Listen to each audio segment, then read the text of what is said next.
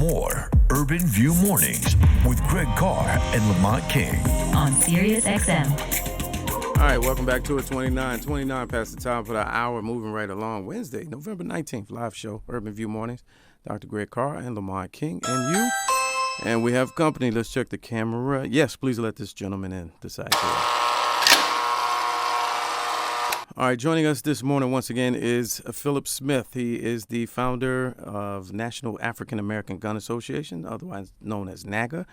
They've, since February of 2015, when they were formed during Black History Month, they've grown to over 45,000 members, more than 75 chapters in the United States, and quote, an organization that aims to build community and promote self-protection, founded as a response to discrimination against Black gun owners. Welcome to the program, Philip Smith. Good to see you again. Hey, good to see you. Glad to be here. How you guys doing today? Pretty good. All right, brother. Can't complain. All right, so I wanted to have you on just to have a quick conversation about a recent article that I came across. Unusual language in the article, but I think there are some key points that hold some weight. So there was an article out of NPR, and they were saying, in quote, their words, more liberals, people of color, and plus community Americans say that they are buying guns out of fear. That's the wording of the end quote, the wording of the article. It from your vantage point and from your experience, would you agree with that sentiment, or do you think it's framed incorrectly?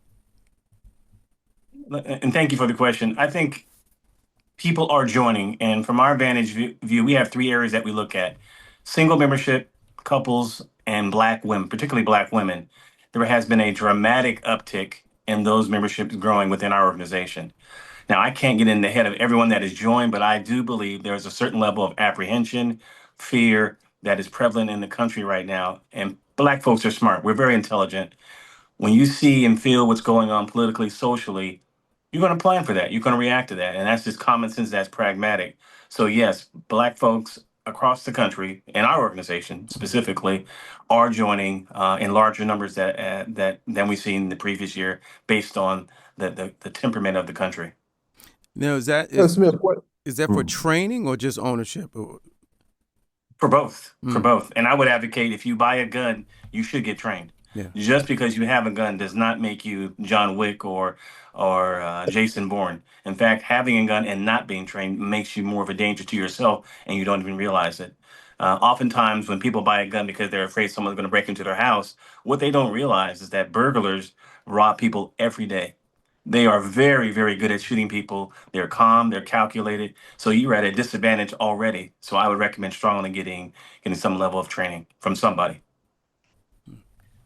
Smith, could you give us a sense, what's your sense of the baseline in terms of gun ownership and gun use in the United States?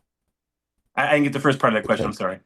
I said, could you give us a bit of a baseline from your vantage of gun ownership and gun use in the United States, and maybe a sense of how that stacks up against other countries? I'm thinking about, when we talk about a surge in people purchasing guns and even joining formations to learn how to use them. Yeah.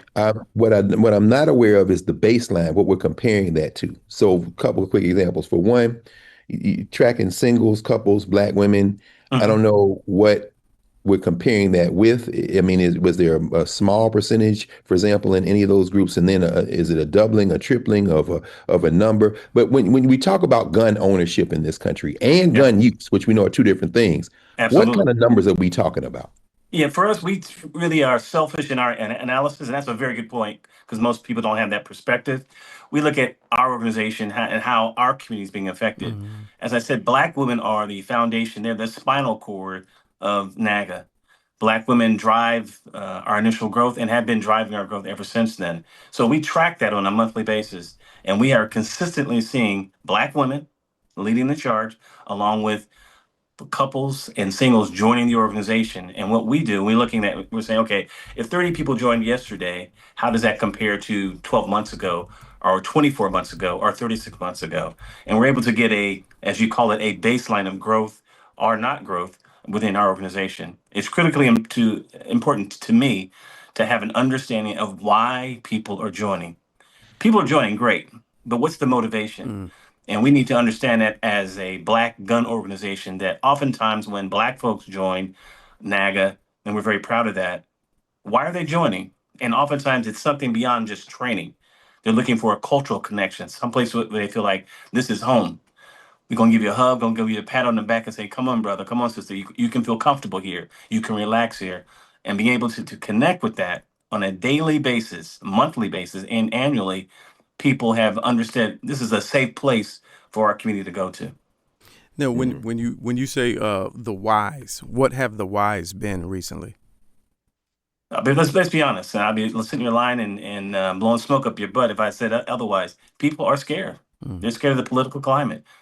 They are scared. And as I said before, Black people, we are very, very intelligent.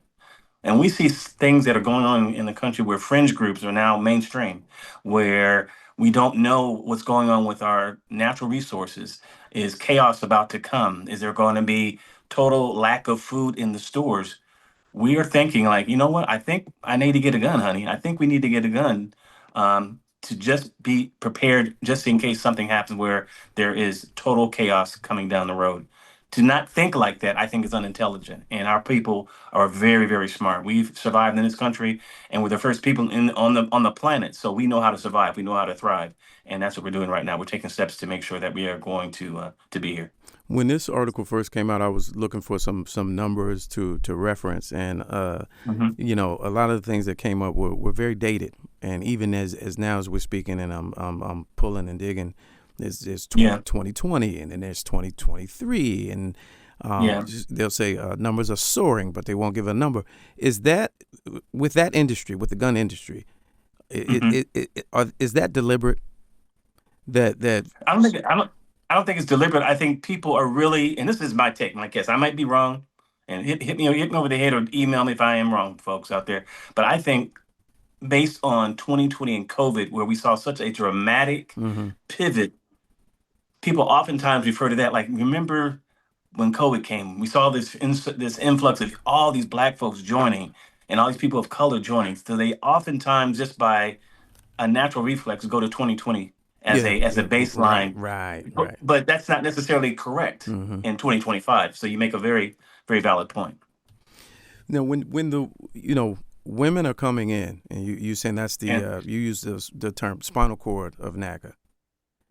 What are you seeing them gravitate to? Is it entry level? Is it I want a 22? I want home protection. I want something I can carry in my purse and concealed, depending on my state's rules. What are the types of ranges of women that you see coming into NAAGA? There's two things, and that is the question of the month, the year, of all ages. There's two things happening with Black women. First, they come in what we call clusters. They come with their girlfriend, their best friend, their sister, their mother, their coworker who's a female, and they come together. So when they're coming, they are coming already with the mindset, hey, y'all, we need to get a gun to protect ourselves. Oftentimes, these are professional Black women. They're single. There might be a single mom, or there might be a married woman who is seeking to have another level of protection if her husband isn't there. And they come in very, very intelligent. They have an empty vessel. They don't have any preconceived notions of gun ownership or how to use a gun. Oftentimes, men have this macho, innately feeling that, we know everything. Don't worry, baby, I got it. But women don't have that problem, that issue. And consequently, they are joining in large, large numbers within our organization. Point number two, when when women are joining, they're typically looking at a variety of guns. Some Black women like ARs, some like AK-47s, but most like a pistol. And I often recommend, and most of our instructors recommend, a 380 or a 9mm as a starting point for shooting. It makes no sense to get a 357 or a 44 Magnum and you've never shot a gun, particularly being a newbie. And a newbie in our organization is someone who has never really shot a gun previously, other than just watching it on TV. So we always recommend a lower caliber, like a 380 or a 9mm, to integrate them into the shooting process and learning how to shoot a firearm. Now, there's a constant conversation around gun laws, gun rights, gun control, all of the above. Yeah. Would you fall in line with the theory that the more black ownership increases, the closer we are to changing, getting laws changed? Uh, I've had this conversation every month for the last probably the last 10 years. Um, One thing we have to realize, and you too are symbolic of this. You are not a discounted American. You are a full American. Our folks died for this country when we weren't even considered humans. So we take a back step to nobody in the United States of America.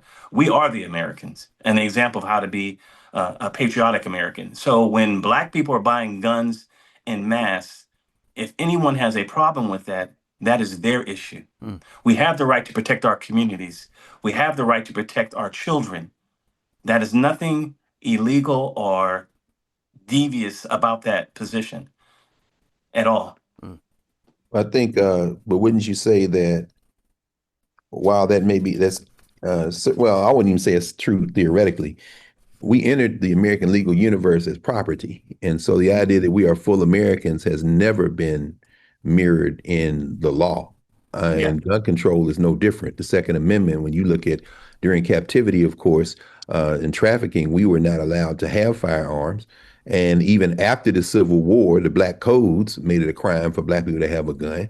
And so I guess what I'm saying is just echoing what Lamont has said, and certainly the pivotal moment that most people bring up is that moment when the Black Panthers accidentally made a turn and ended up on the floor of the California legislature. Right. When it came. So, I mean, how does that play out? How has that played out in your experience when it comes to attempts by the state, meaning police, or to regulate black gun ownership in an extra legal fashion, even though the law's on the books that say everybody can have a gun?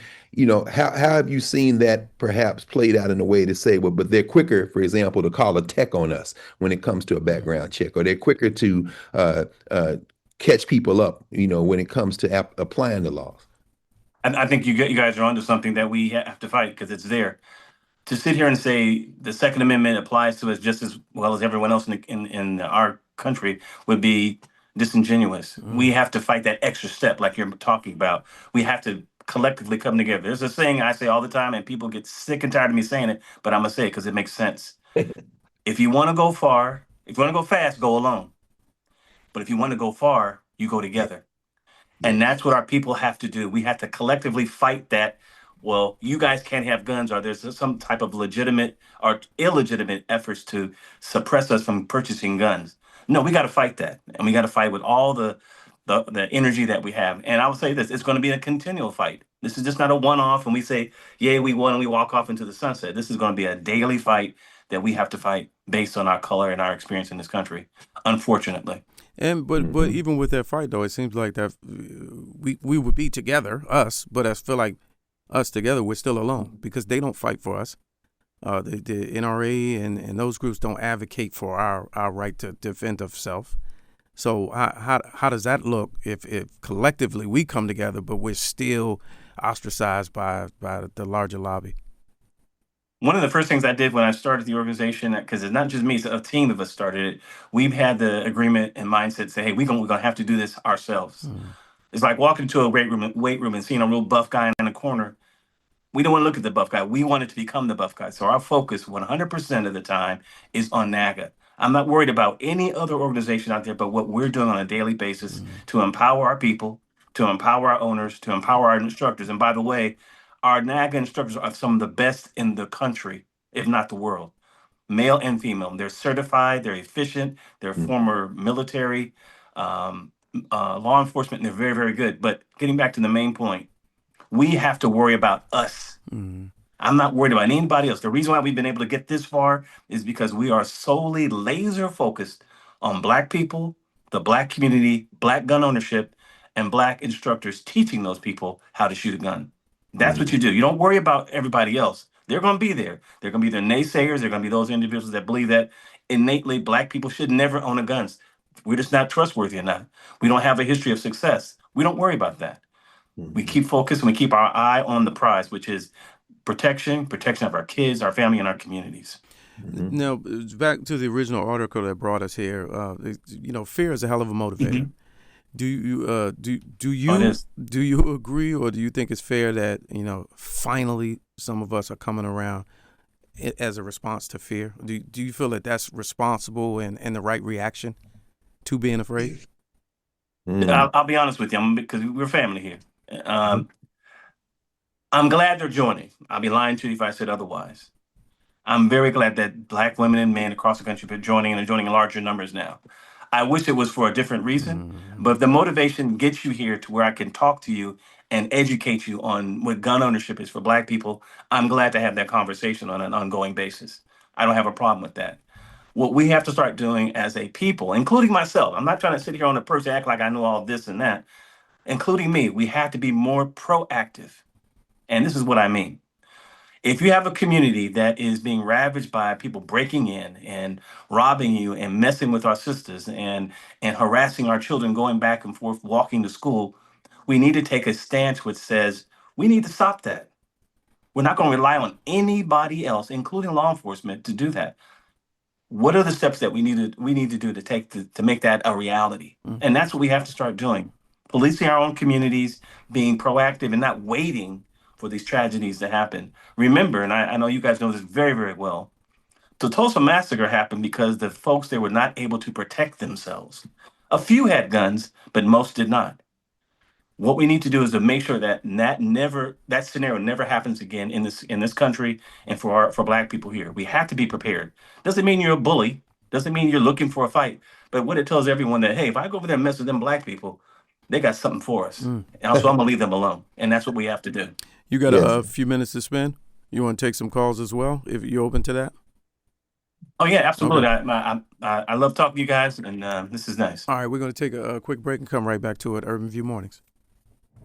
Miss some of today's show? Want to hear it again? Favorite Urban View Mornings on the SiriusXM app to hear our latest episodes.